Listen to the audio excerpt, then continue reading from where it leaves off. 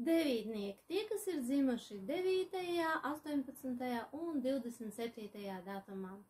Tie ir cilvēki, kuriem piemīt šis dabiskais viedums, jo devītnieki sevī ietver no katra iepriekšējā cipara pa daļiņai šīs te enerģijas.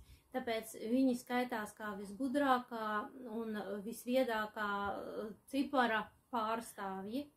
Un tāpēc viņiem ir filozofisks prāts un šīs te zināšanas, kas ir viņos un ko viņi arī tiecas faktiski savas dzīves laikā arī apgūt.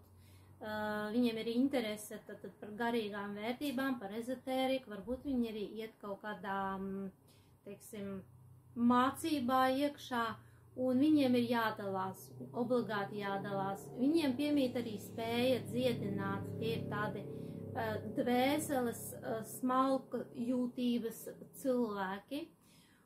Un viņi savā būtībā ir arī ļoti talantīgi, un tieši tāpēc viņiem arī sevi jātiec kaut kādā mērā realizēt. Viņiem ļoti patīk palīdzēt cilvēkiem.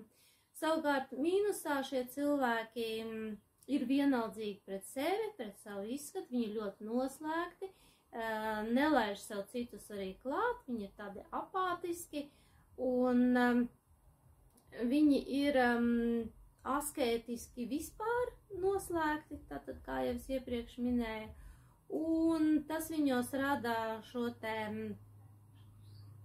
neiešanu, nerealizēšanos pasaulē, jo viņiem ir jāiet pasaulē. Ja viņi tiecas noslēgties sevī, tad tas viņiem rada šīs te iekšējās problēmas.